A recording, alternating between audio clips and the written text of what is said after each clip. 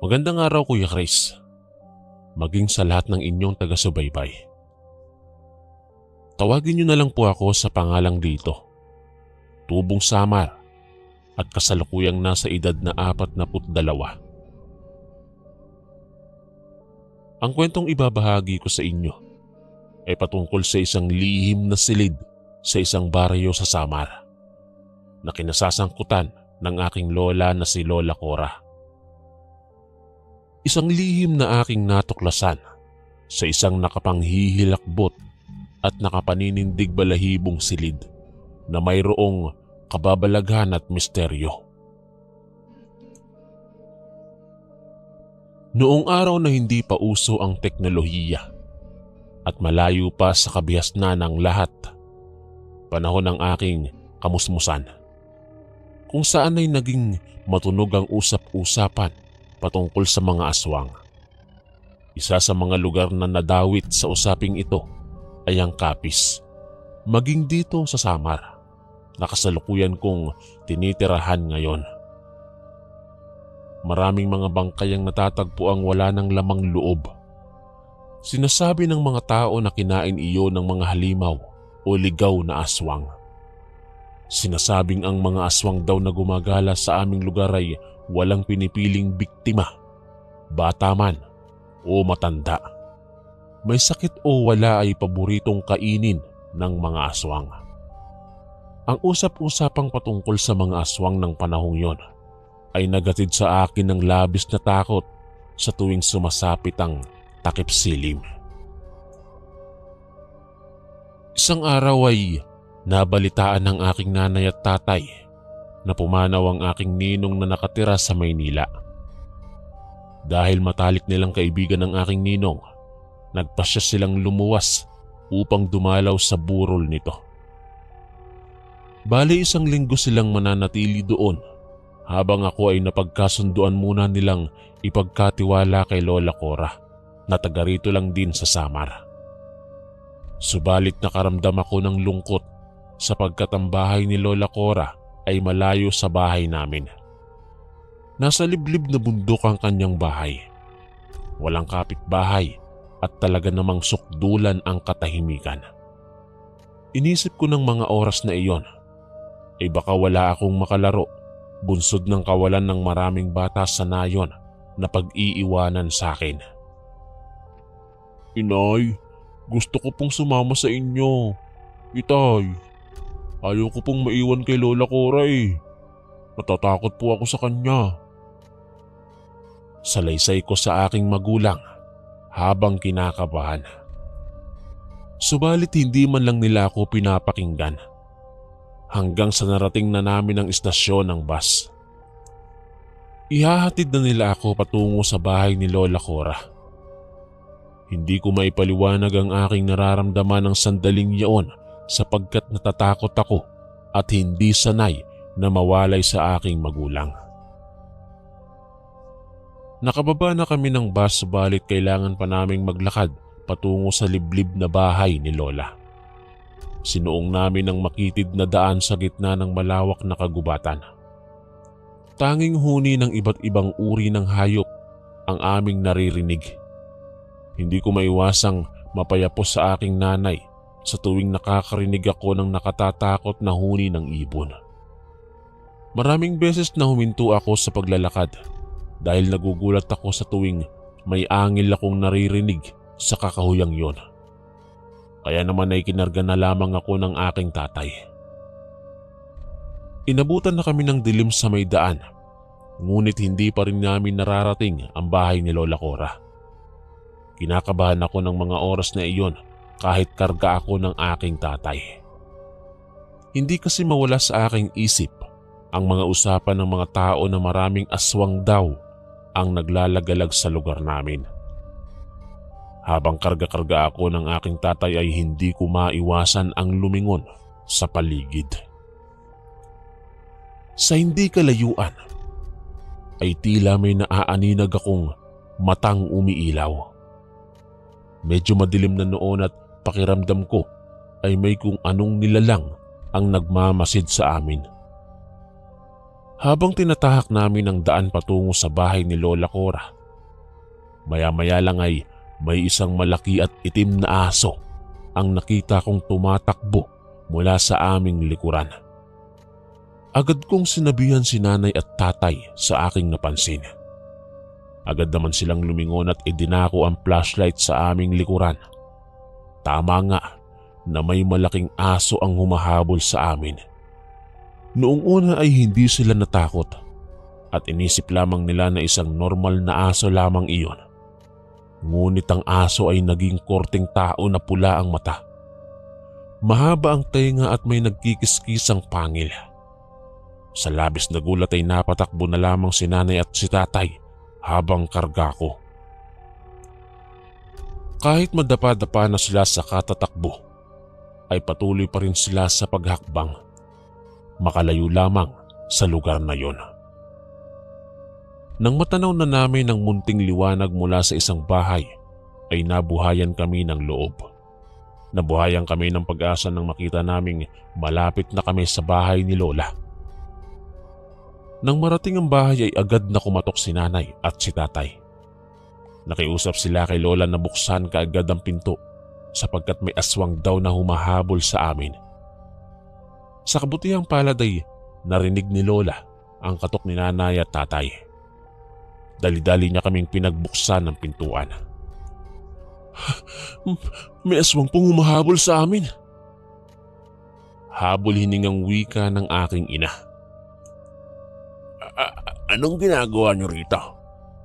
Bakit pa kayo nagsadya rito? Gayong batid naman ninyong aabutan lang kayo ng gabi sa paglalakad sa daan. Tanong ni Lola matapos niya kaming papasukin.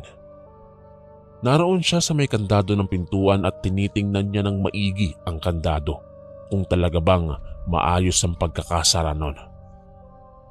Nang sandaling iyon, habang nag-uusap sila, ay kasalukuyan naming naririnig ang mga kaluskos at angil ng aswang na paikot-ikot sa paligid ng bahay ni Lola. Nandito na naman sila. Ayaw talaga nilang lubayan ang bahay ko. Usal ni Lola Cora at taimtim siyang nagdasal. Waring may binubulong siya sa hangin. Ang tagpong iyon ay nasundan sa pagkawaglit ng mga kaluskos sa paligid ng bahay. Signos na tuluyan na ngang lumisan ng mga aswang ng oras na iyon. Hindi rin nagtagal ay ipinaalam na ni nanay at tatay ang kanilang sadya kung bakit kami naroon sa bahay ni Lola. Nay, iiwan lang po namin si Lito dito sa inyo. Luluwas po kasi kami ng Maynila para bumisita sa kaibigan naming pumanaw na. Litanya ng aking ina. Nagmakaawa siya kay Lola Cora upang payagan sila. Sigurado ba kayo sa mga pinagsasabi ninyo?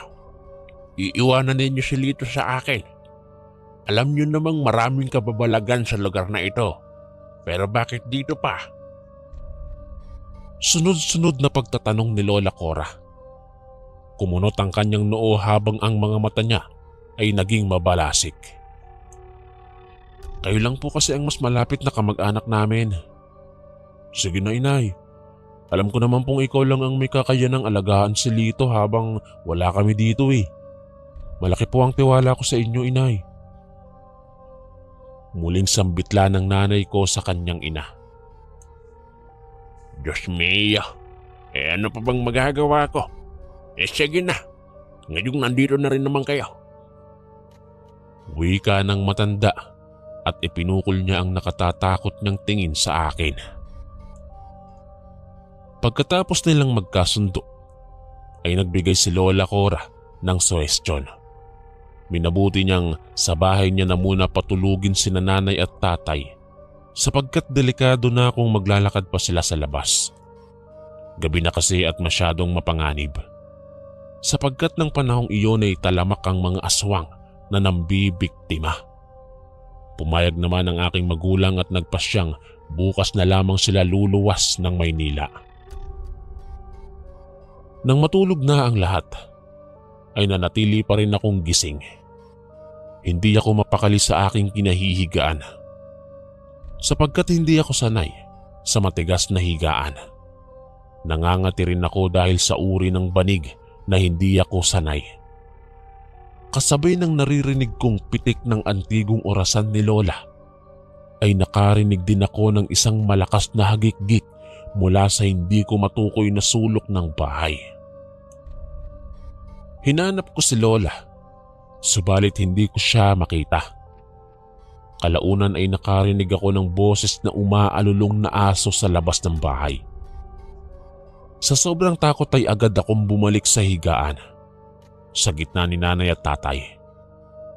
Pinilit kong matulog upang kinabukasan ay maging maayos na rin ang lahat. Nang sumapit ang umaga ay nagising na lang akong wala na ang aking nanay at tatay. Sinabi na lamang sa akin ni Lola Cora na maagang lumuwas ang aking ama at ina. Eksaktong 6:00 nang pumutok ang bukang liwayway. Nakaramdam ako ng lungkot dahil nalaman kong tuluyan na akong iniwan ng aking mga magulang. Alam kong babalikan nila ako pero gayon pa man ay nalulungkot pa rin ako dahil siguro sa mura kong edad noon. Buong araw akong umiiyak nang umiiyak.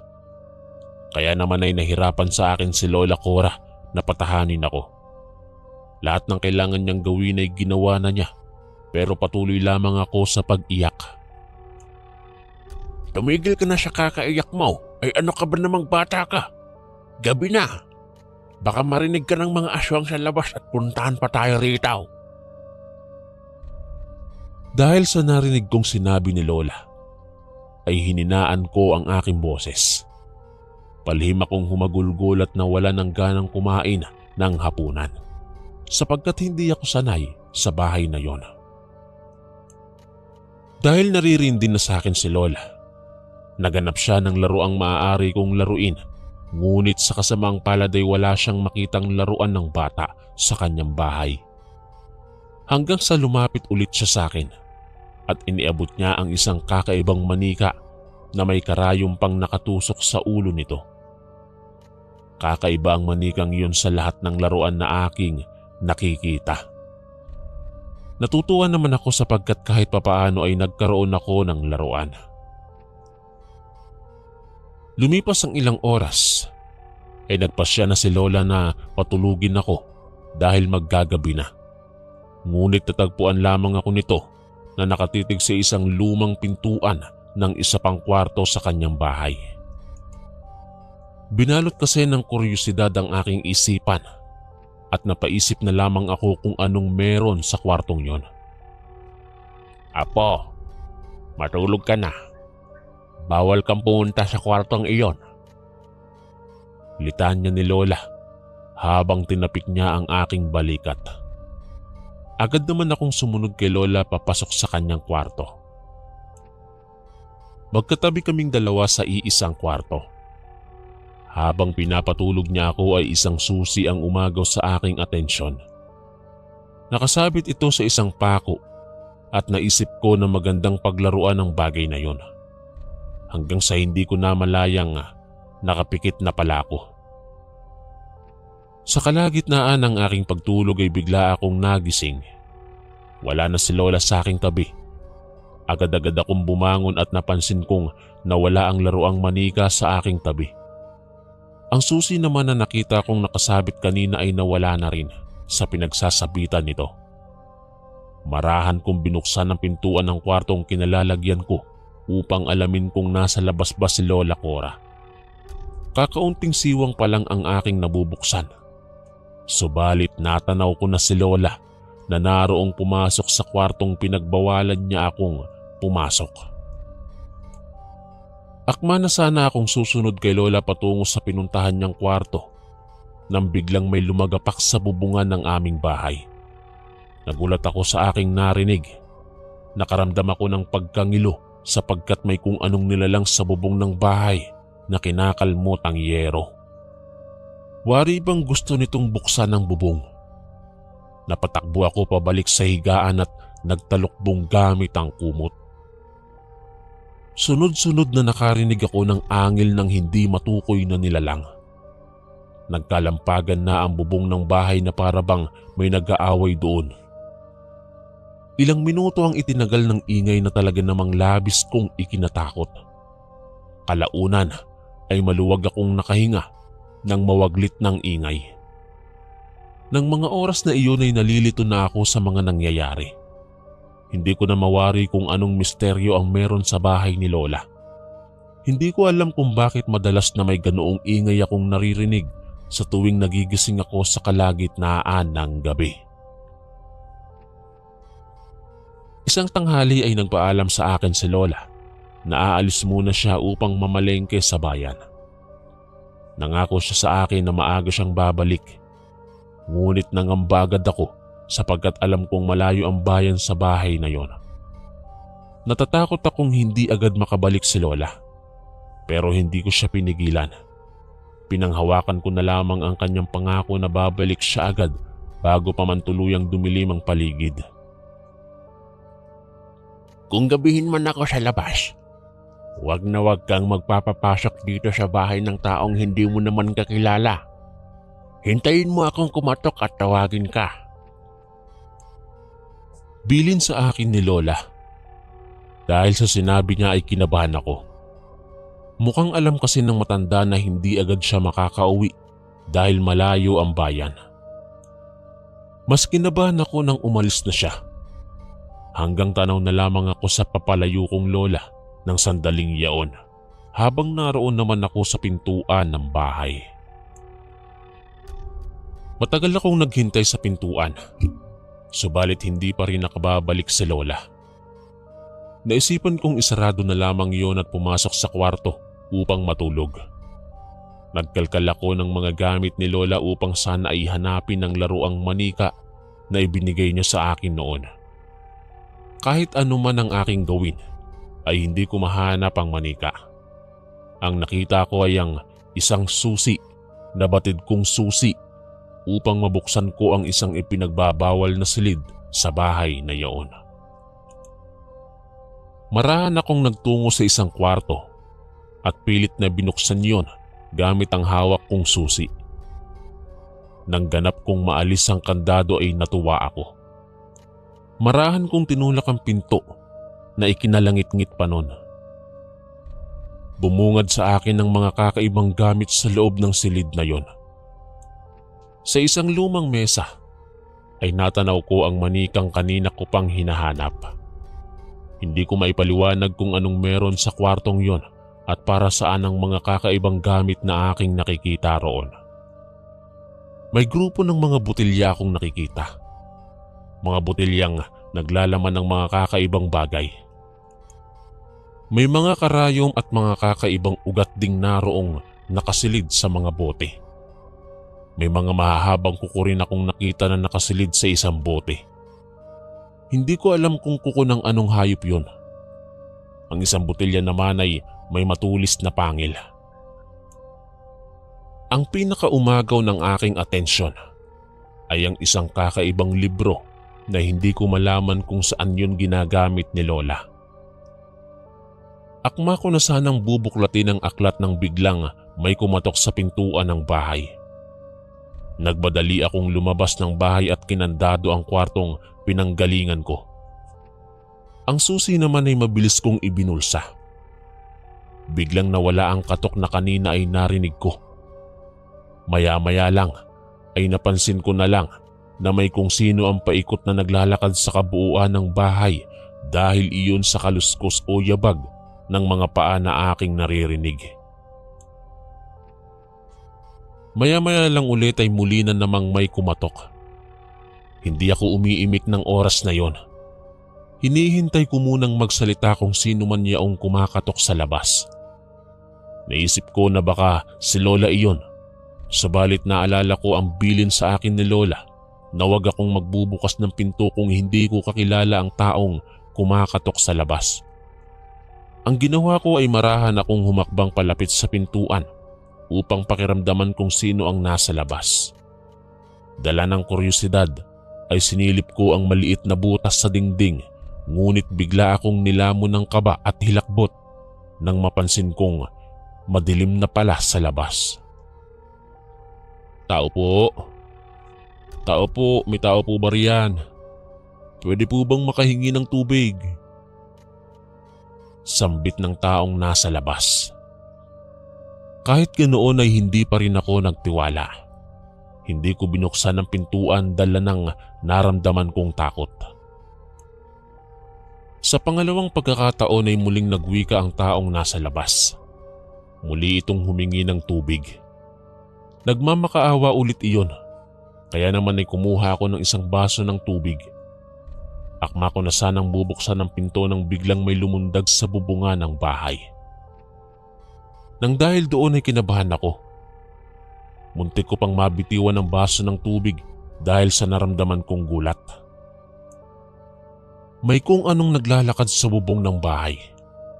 Ramdam ko ang bawat mabigat na yabag nun na talaga namang nagpanindig sa aking mga balahibo. Paulit-ulit kong sinampal ang aking sarili. Baka sakaling nananaginip lamang ako. Subalit hindi. Totoo talaga na nangyayari ang mga nakatatakot na tagpong yon.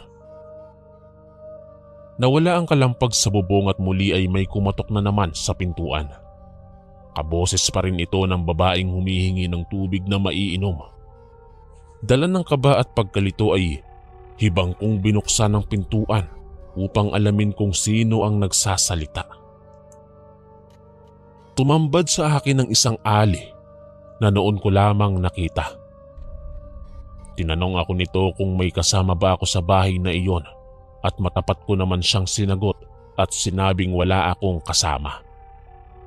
Nauutal pa ang aking boses dahil nanginginig na ako ng sandaling yon. Nagtaka ang ali at tinanong niya sa akin kung saan nagpunta si Lola Cora. Medyo nagtiwala ako sa kanya nang malaman kong kakilala niya pala ang aking lola. Kagaya ng una niyang tanong ay tapat ko ring tinugon ang kanyang pangalawang tanong. Sinabi ko sa kanya na nagtungo si Lola sa bayan upang mamalengke. Pagkatapos niyang uminom ay iniabot niya ang baso pabalik sa akin. Tinanggap ko ang baso at agad akong humakbang palayo sa kanya. Pwede ba akong pumasok?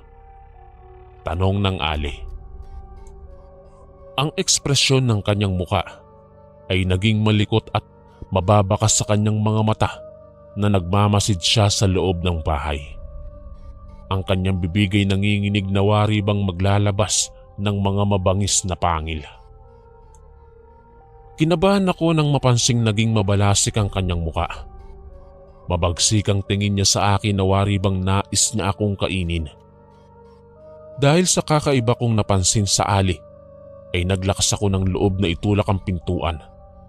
Agad kong sinarado ang pinto bago pa man tuluyang makahakbang ang ali papasok sa loob ng bahay. Buksan mo itong pinto. Walang yakang bata ka. Wala kang galang. Magbabayad ka sa kabastusan mong ginawa mo sa akin. Buksan mo ito. Sigaw ng ali sa labas ng pintuan. Nanginig ang aking tuhod at nang dahil sa takot na nararamdaman ko ay bigla akong napaupo sa sahig. Tarantang-taranta ako ng mga sandaling iyon. Nawari bang gusto ko nang maglaho at umalis palayo sa bahay.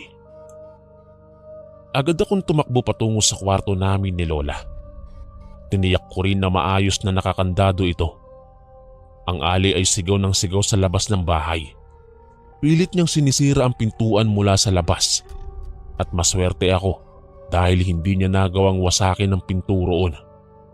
Subalit hindi nabawasan ng takot sa aking dibdib. Naririnig ko kasi na nagpaikot-ikot ang alis sa palibot ng bahay habang nagwawala siya. Wari bang naghahanap siya ng butas o bukas na pintong maaari niyang pasukan papasok sa loob ng bahay. Maya-maya ay biglang tumahimik ang paligid dahil huminto ang alis sa pagsigaw. Bahagya kong ikinalma ang aking sarili ngunit ang aking kaba ay biglang nadagdagan nang biglang may kumalabog sa bubungan ng bahay. Hindi ko na alam ang aking gagawin ng oras na yon. Doon ko na naisip na isang aswang ang ali na aking nakausap. dahil sa kakayanan nitong lumundag sa itaas ng bahay. Pinaghahampas niya at pwersahan niyang kinikiskis ang kanyang kuko sa bubong ng bahay. Kahit malamig ang ihip ng hangin sa lugar na iyon ay hindi ko maiwasan ng mapagpawisan. Lalo na at patuloy na lumalangit-ngit ang yero sa bubong na wari bang tutuklapin na ito. Tinawag ko ng tinawag ang pangalan ni Lola habang patuloy ako sa pag-iyak. Maraming luha na ang bumagsak sa aking mata. Subalit hindi pa rin dumarating si Lola. Siya na lang ang tanging pag-asa na inaabangan kong dumating. Pero naisip ko rin na matanda na siya. Natatakot ako na baka ay mapahamak si Lola sa oras na umuwi na siya sa bahay. Ang takot na namutawi sa aking mukha ay hindi maipinta. Matapos na masaksihan ko ang braso ng aswang na naroon nang nakalusot sa bubong. Patuloy sa pagkabog ng mabilis ang aking dibdib. Sigaw ako ng sigaw, iyak ng iyak. Ngunit kahit anuman ang aking gawin ay walang tulong na dumarating. Wala kasi kaming kapitbahay na pwede kong mahinga ng tulong ng mga oras na yon. Tila na estatwa ang aking mga paa. Hindi ko maigalaw ang aking katawan ng dahil sa labis na takot. Napasandal na lamang ako mula sa aking kinatatayuan. Sa katagalan ay tuluyang natuklap ng aswang ang bubong sa bandang kwarto na aking kinaroroonan. Mabuti na lang at nagkaroon ako ng lakas ng loob na ihakbang ang aking paa palabas ng kwarto. Gayunman ay natakot ako dahil tuluyan nang nakapasok ang aswang sa loob ng bahay. Kasabay sa pagsara ko ng pinto ng kwarto ay siya namang pagkalabog ng sahig dahil sa paglundag ng aswang mula sa bubong. Nakalimutan kong ikandado ang pintuan ng kwarto, kaya naman ay nakasunod sa akin ang nilalang na yon. Gumapang ang aswang sa sahig habang nakalawit ang mahaba niyang dila. Patakbo naman akong nagtungo sa sala habang hinahabol ako ng aswang. Mabuti na lamang ay biglang may kumatok sa pintuan at nagpakilalang si Lola Cora. Agad akong tumakbo sa pintuan upang buksan ang pinto. Laking tuwa ko nang makumpirmang si Lola nga ang dumating. Bitbit ni Lola ang kanyang mga pinamili. "Lubayan mo ang apo ko!" Matapang na singhal ni Lola sa aswang.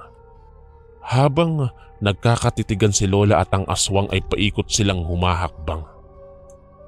Nakasunod lamang ako sa likuran ni Lola. Nang magkaroon ng tamang pagkakataon ay bigla akong tinulak ni Lola papasok sa kwarto namin. Agad niyang isinarado ang pintuan nun, subalit ang aswang ay lumundag sa bubong upang muling dumaan sa butas na kanyang pinasukan. Humagikgik ang aswang ng malakas habang si Lola ay abala sa pagkalkal ng kanyang mga gamit. Nalaman kong hinahanap niya ang susi ng isang kwarto. Agad kong iniabot sa kanya ang hinahanap niyang susi. Hinila ako ni Lola palabas ng kwarto kasunod ng paglundag ng aswang doon. Nagtungo kami ni Lola sa isang kwarto at doon ay kinuha niya ang kanyang libro at ang isang punyal. "Apo, panahon na siguro upang malaman mo na isa akong mabait na mangkukulam. Isa ako sa mga pumapatay sa mga aswang dito sa ating lugar. Maraming mga umaaligid na aswang sa akin sa kagustuhan nilang makuha itong aking libro ng karunungan." Nagulat ako sa aking nalaman. Manghang-mangha ako habang pinagmamasdan ko ang tunggalian sa pagitan ni Lola at ng aswang. Kinuha ko ang laruang manika ni Lola. Kalong-kalong ko ang manika habang pinapanood ko si Lola na nakikipaglaban sa aswang. Nagbitiw si Lola ng mga salitang mula sa libro na hindi ko maintindihan. Kasunod noon ay tinambangan niya ng sunod-sunod na saksakang aswang. May mga pagkakataong nadadaplisan ni Lola Cora ang aswang, subalit madalas ay nakakailag din ito. Nagawang kalmutin ng aswang si Lola sa pisngi. Masakit man at nagdurugo ang sugatang mukha ni Lola ay hindi niya yon ininda. Mabagsik na lumaban si Lola. Nilustay niya ang lahat ng natitira niyang lakas, magapi lamang ang aswang. Kinabahan ako nang umailalim si Lola sa aswang. Akma na sanang dudukutin ng aswang ang dibdib ni Lola nang biglang nagkaroon si Lola ng lakas ng loob na tagain ng aswang sa ulo. Nagsumigaw ang aswang dahil sa natamo niyang sugat mula sa punyal ni Lola. Mas naging agresibo ito at nagalit kay Lola. Ngunit dahil sa labis na pagdurugo ay nanghina ang aswang at nakaramdam ng pagkahilo. Nawalan ito ng balanse sa katawan na nasundan ng tagpo na kung saan ay bumulagta ang aswang sa sahig. Habang matapang namang nakatitig si Lola, hindi pa nakontento si Lola. Muli niyang pinagsasaksak ang aswang hanggang sa malagutan iyon ng hininga. Pagkatapos ay inutusan ako ni Lola na kumuha ng isang botelya sa loob ng sagrado niyang kwarto. Agad ko naman siyang sinunod at iniabot sa kanya ang bote. Binulungan ni Lola ang botelya gamit ang kakaibang itim na libro na kanyang hawak. Ang aswang ay marahang naging abo at hinigop ito ng botelya. Nagawang ikulong ni Lola sa isang botelya ang bangkay ng aswang na yon. Ikinuwento sa akin ni Lola na madalas siyang nakikipaglaban sa mga aswang sa bubungan ng bahay. Doon ay muling nanariwa sa akin ng mga gabi na tila bang may naglalaban sa taas ng bubong. Nakikipaglaban pala si Lola sa aswang na napadaan sa bahay ng gabing yaon. Sinabi rin sa akin ni Lola na alam ng aking mga magulang ang kakayanan na meron siya, kaya minabuti nilang iwanan ako sa kanya. Naging malinaw sa akin kung bakit ganoon na lamang kahalaga ang susi ni Lola. Mahigpit niya palang iniingatan ng sagrado niyang kwarto na kinukublihan niya ng kanyang enerhiya bilang isang mangkukulam. Makalipas ang isang linggo ay nasundo naman ako ng aking mga magulang. Sa loob ng isang linggo na pamamalagi ko sa bahay ng aking lola ay mas naintindihan ko ang kanyang ginagawa. Maraming ikinuwento sa akin tungkol sa mga pakikipaglaban niya sa mga aswang, mga taong natulungan niya at mga taong ginamot niya. Nung dumating ang mga magulang ko para sunduin ako, ay nakaramdam ako ng lungkot para sa aking lola Cora. Marahil ay naiisip ko na mag-isa lamang siya na nabubuhay sa bahay na iyon at wala siyang katuwang o kausap man lang. At hindi ko rin maitatanggi na gusto kong bumalik muli sa bahay na iyon. Pero sa kasamaang palad ay hindi na ako nakabalik muli sa bahay ni Lola Cora. Dahil ilang taon lang ang lumipas ay namayapa na ito. Dahil na rin sa kanyang katandaan. Maraming alaala ang nanatili sa aking isipan. Ang isang linggong pamamalagi ko sa aking Lola Cora ay ang pinaka-espesyal na bagay na nangyari sa buhay ko. Mangkukulam man ang aking lola ay hindi ko siya kinamumuhian at taas noo kong ipinagmamalaki dahil alam kong busilak ang kanyang kalooban. Dito ko na po tatapusin ang aking kwento, Kuya Chris. Maraming salamat po. Ang inyong kaistorya, Lito.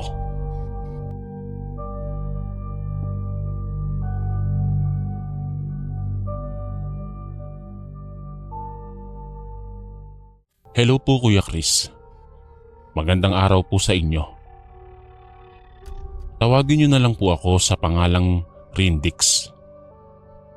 Taga Leyte po ako, pero nakatira na po ako ngayon sa ibang bansa, sa parte ng Europa.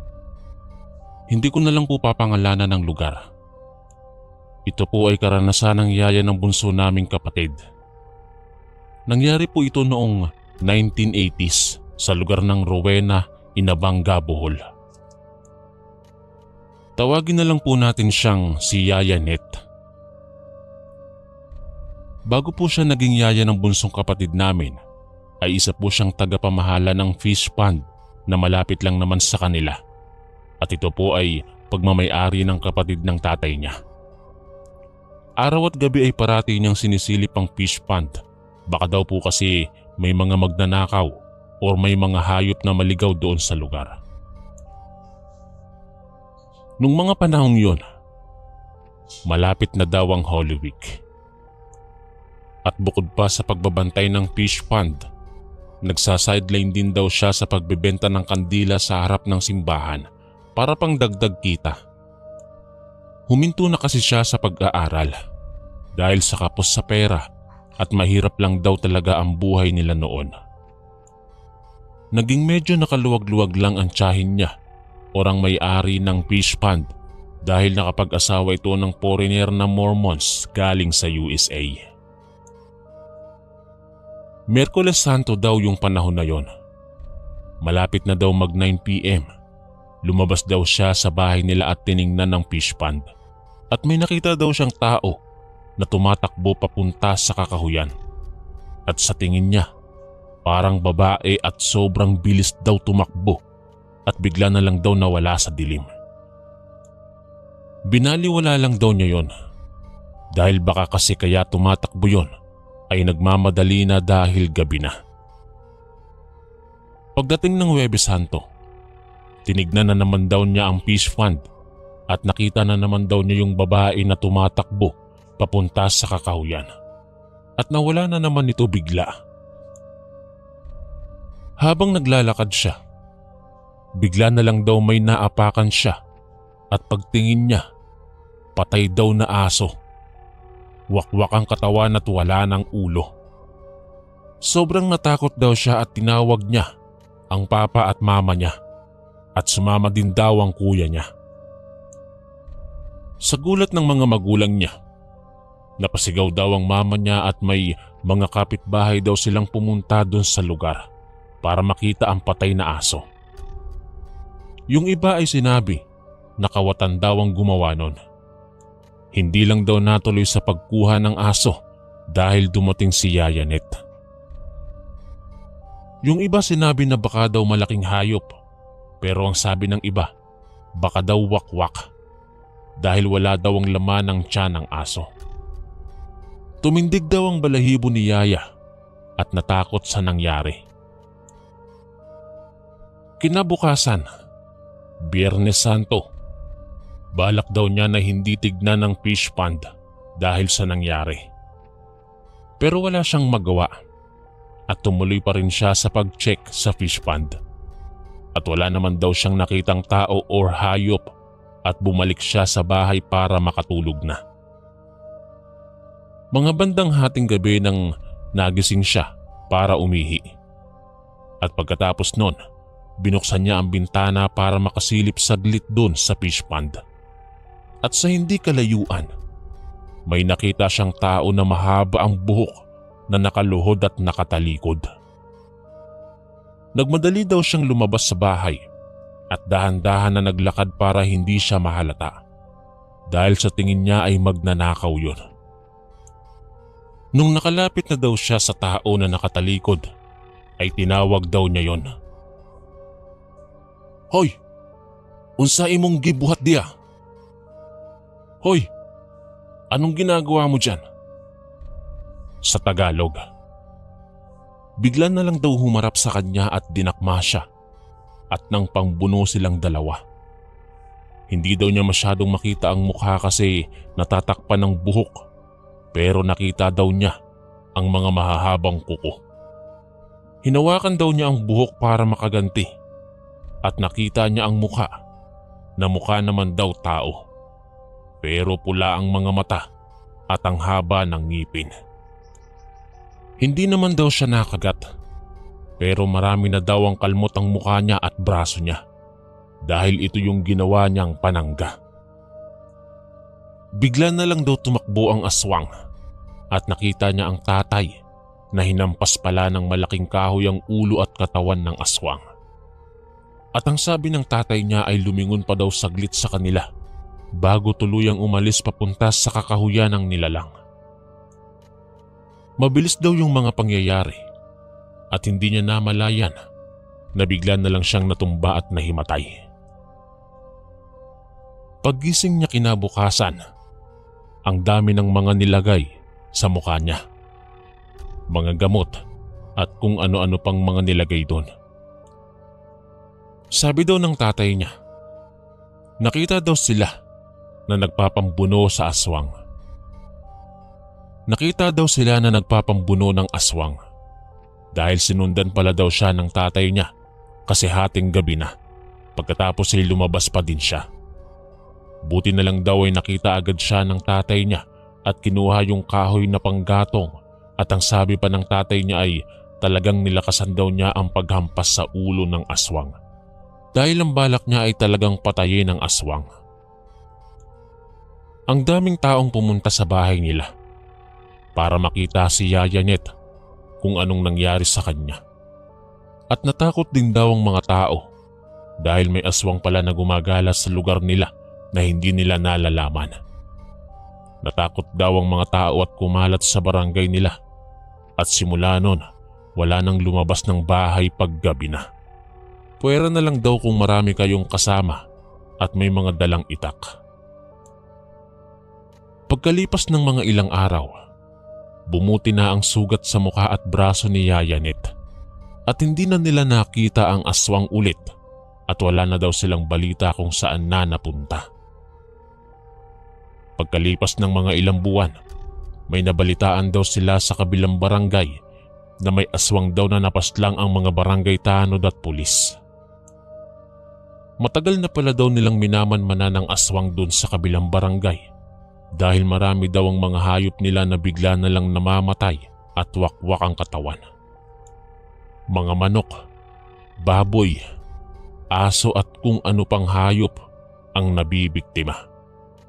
At duda talaga sila na aswang ang may kagagawan. Binaril daw ng mga pulis ang malaking baboy sa ilalim ng bahay ng buntis nilang kababaryo. Sinunog daw nila ang katawan ng baboy. Hindi daw nila nakita na nag-anyong tao dahil nasunog na ang katawan nito. Simula noon at hanggang ngayon, wala na daw silang balita kung may aswang pa ba na gumagala dahil dumadami na daw ang tao sa barangay nila. At marami na daw ang mga establishment na tinayo ngayon. Pero ang peklat sa mukha niya at braso ay hindi na nawala at sa tuwing maaalala daw niya yung mga pangyayari ay napapabuntong hininga na lang daw siya at napapailing na lang. Kaya pala nung unang nakita namin siya na maraming peklat sa mukha at braso, yun pala ang istorya sa likod ng mga peklat na yon. Hanggang dito na lang po at maraming salamat. Sa susunod na kwento ay karanasan naman po ng papa ko. Ang inyong kaistorya, Rindix.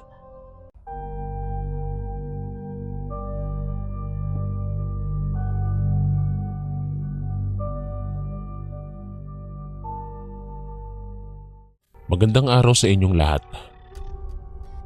Itago niyo na lamang ako sa pangalang Emilio. Hindi ko tunay na pangalan.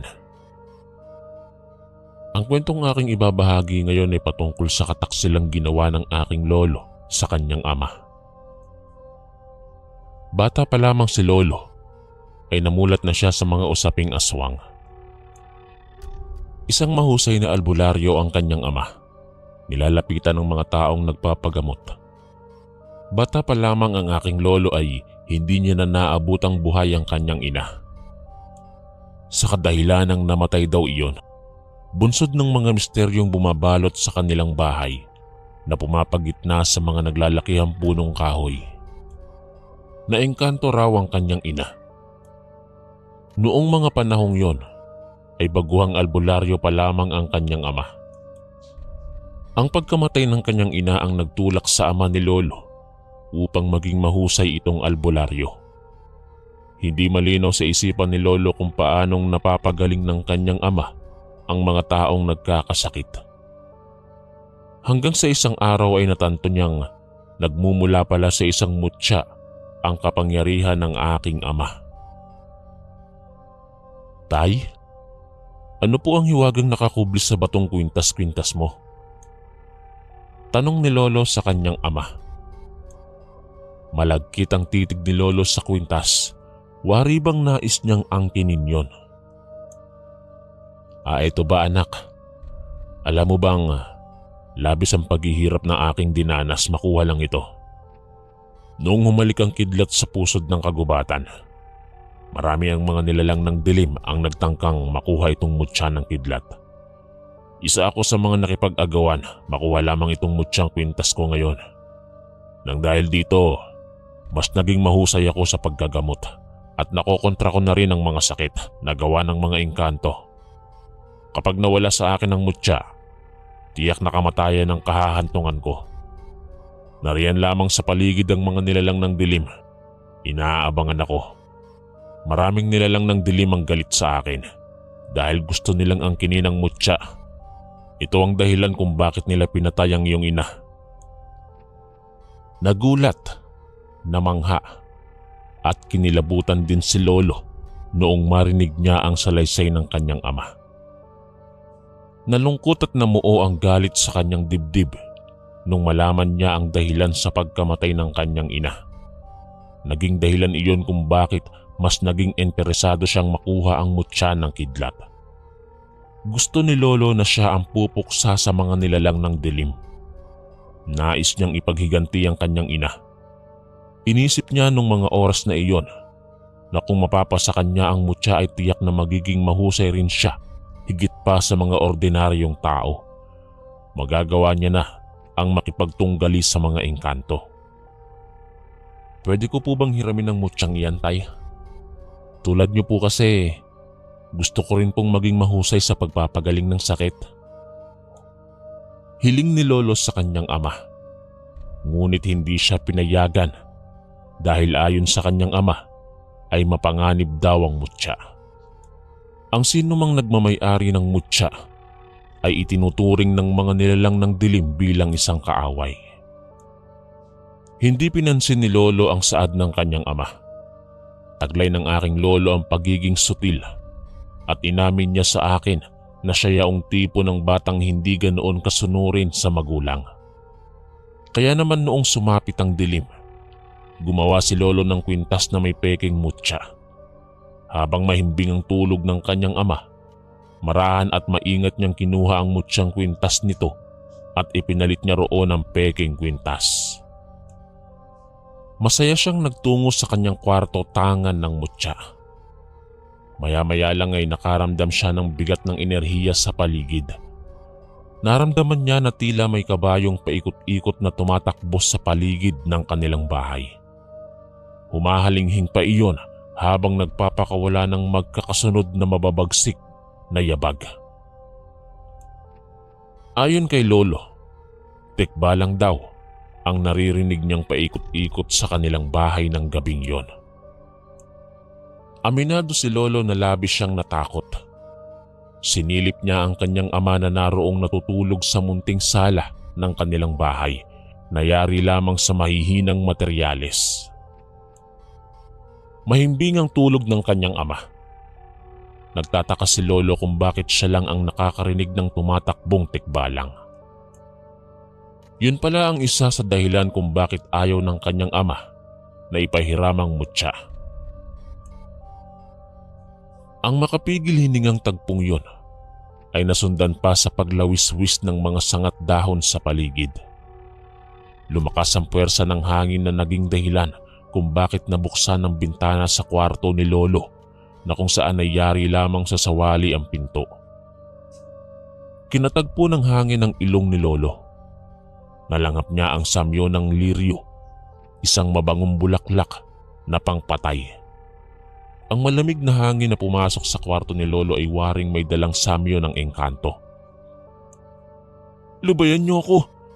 Para niyo ng awa!" Sigaw ni Lolo. Nang mga oras na iyon ay nananatili pa ring tulog ang kanyang ama. Nangangatog man ang mga tuhod pero pinili pa rin ni Lolo ang tumayo at isarado ang kumakalampag na bintana. Anak, ano ang nangyayari?" Aligagang pumasok ang ama ni Lolo sa kanyang kwarto upang alamin kung bakit siya sumisigaw. Laking tuwa ni Lolo dahil nagising ang kanyang ama. Kahit papaano ay naibsan ang nararamdaman niyang takot. Ang mga elementong nakikipaglaro sa kanya ay nawala na rin. Walang ano-ano ay niyakap ni Lolo ang kanyang ama.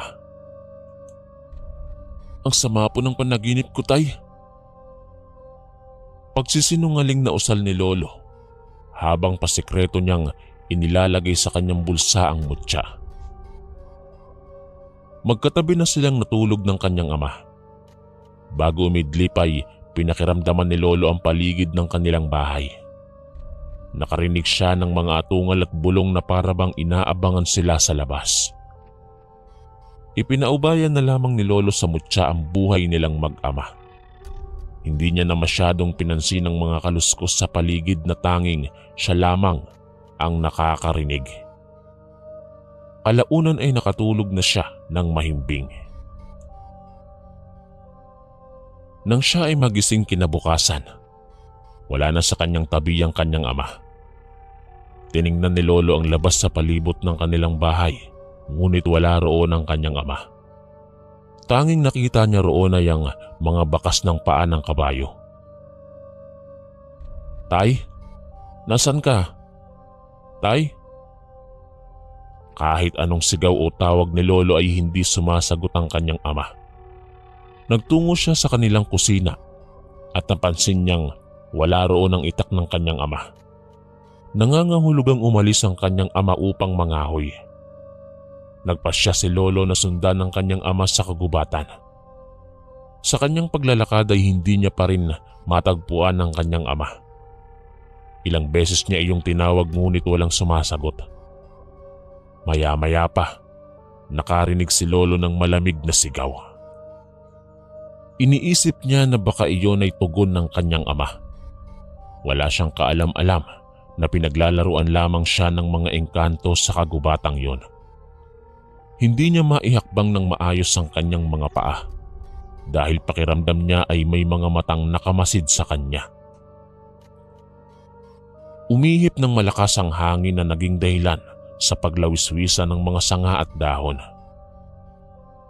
Inikot ni Lolo ang kanyang tingin sa paligid at kinuha niya ang mutya na naroon sa kanyang bulsa. "Kung sino ka mang nariyan, hindi ninyo ako malilinlang!"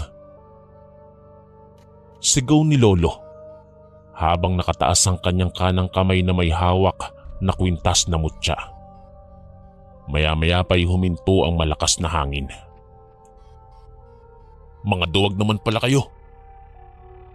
Mayabang na sigaw ni Lolo at nagpatuloy siya sa paghahanap sa kanyang ama. Habang naglalakad-lakad ay nakita niya ang isang pares ng tsinelas ng kanyang ama. Sa hindi kalayuan ay nakita niya ang isa pang tsinelas na may bahid ng dugo. Kinabahan at nataranta si Lolo sa kanyang nakita. Nang mga oras na iyon ay hindi mawala sa kanyang isipan na siguro'y may masama nang nangyari sa kanyang ama. Nagpatuloy siya sa paglalakad at maya-maya pa'y napasigaw siya ng aray. Sa kadahilan ng may matalas na bagay ang humiwa sa kanyang talampakan. Nang tingnan niya yon, ay itak pala ang nakahiwa sa kanya.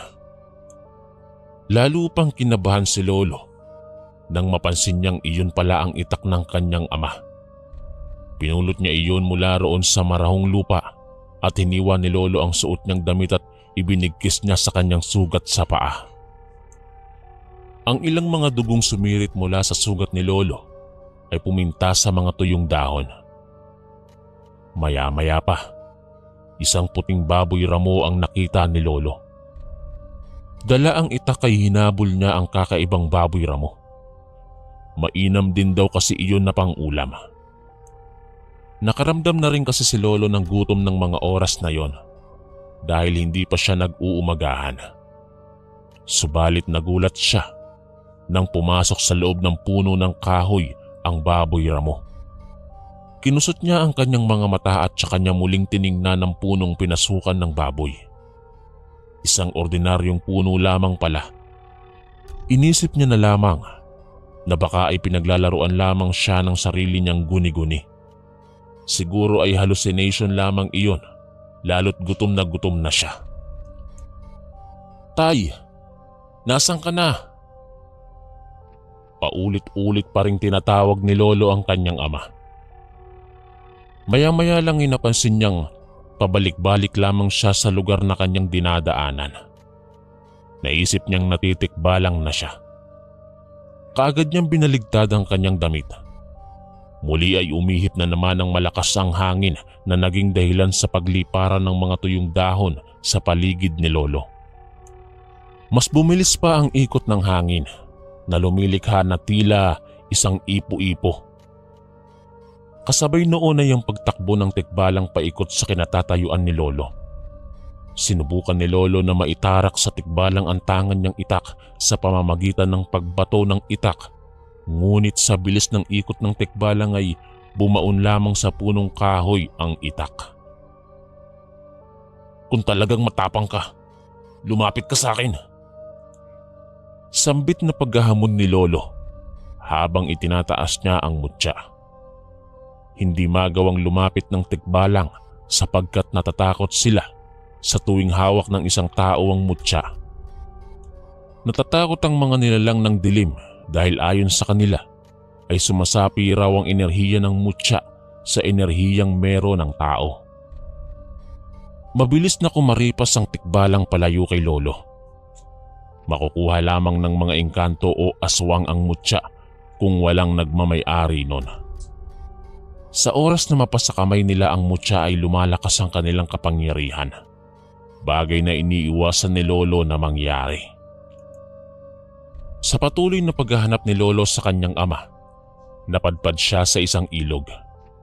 Namutla siya, kinilabutan at nanindig ang kanyang mga balahibo dahil may nakita siyang bangkay sa ilog.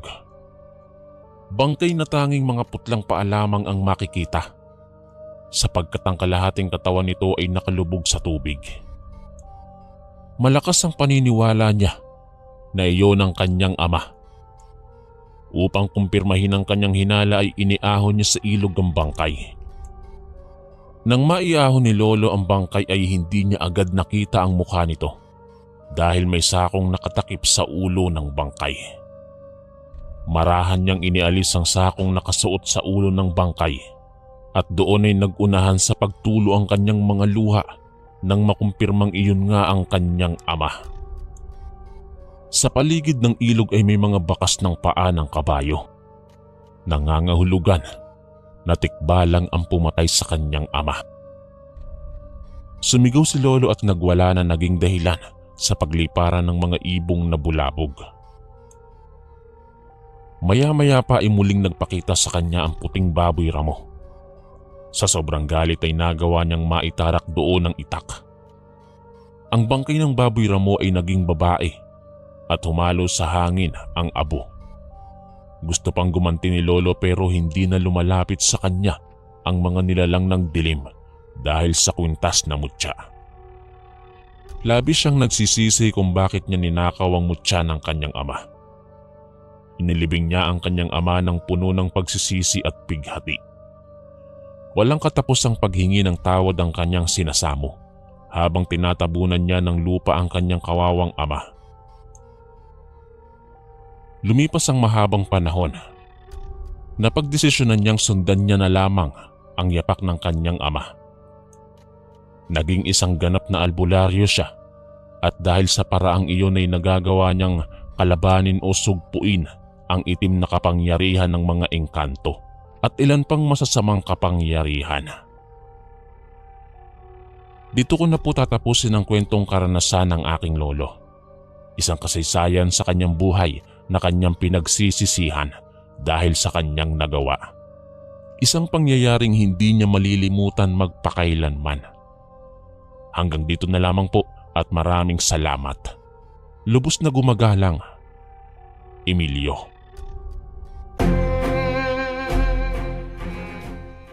Maraming salamat po mga kaistorya sa pakikinig. At kita-kits po ulit bukas para sa isa na namang nakakatakot na kwento. Ito po si Kuya Chris, ang inyong kaistorya.